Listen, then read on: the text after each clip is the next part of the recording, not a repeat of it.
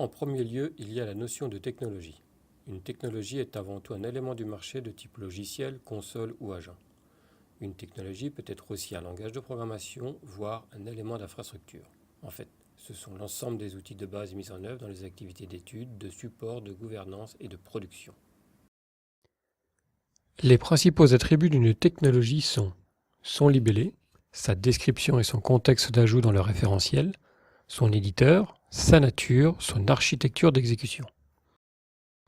Si besoin, le lien vers une technologie principale, son état et son statut, son classement dans le TRM, ses prescriptions de version et de mise en œuvre, son référent.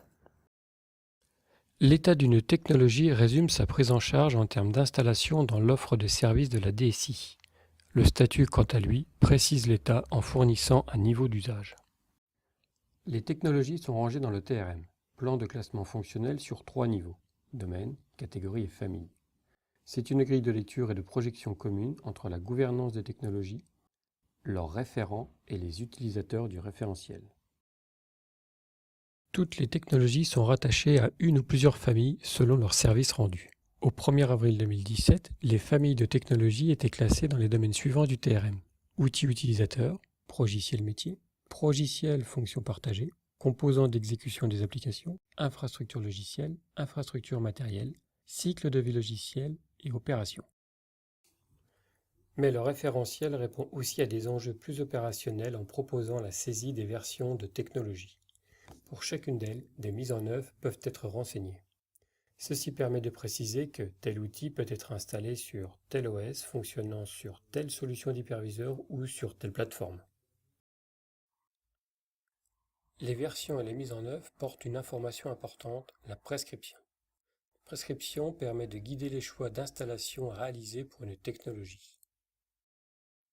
Revenons maintenant sur le référent de technologie.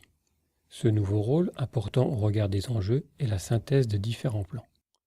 Au plan de la connaissance, il connaît l'usage de la technologie au sein du groupe, il en connaît les versions préconisées et les roadmaps éditeurs ainsi que les besoins de formation. Au plan des achats, il est l'interlocuteur du contract owner ou bien est contract owner lui-même. Au plan opérationnel, il est proche du support niveau 2 et connaît les contacts éditeurs niveau 3. Il est responsable des mises à jour du référentiel et peut désigner un ou plusieurs délégués cartographiques pour ces dernières tâches. Voyons maintenant la mise à jour du référentiel. Celle-ci se fait via 3 workflows principaux.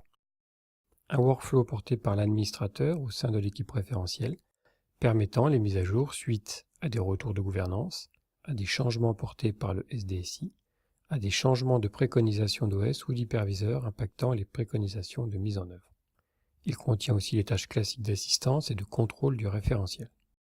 Un workflow porté par les architectes et les responsables des mises en place de nouveaux outils, permettant les ajouts de technologies lors d'un projet avec une nouvelle architecture, d'une installation de nouveaux outils, de l'arrivée d'un nouveau logiciel. Ce workflow permet de détecter l'arrivée de toute nouvelle technologie dans le groupe. Une fois déclaré la Moncassini, l'administration centralisée se charge alors de valider les informations afin d'immatriculer la technologie, condition nécessaire pour qu'elle entre officiellement dans le catalogue.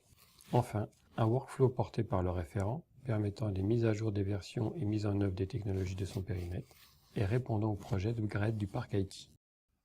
Ainsi défini, le référentiel des technologies deviendra une des pierres angulaires entre les préconisations d'architecture en lien avec CASA, une source d'analyse pour la gouvernance et le SDSI, une source d'information vis-à-vis de la gestion du licensing, un outil permettant de connaître les référents.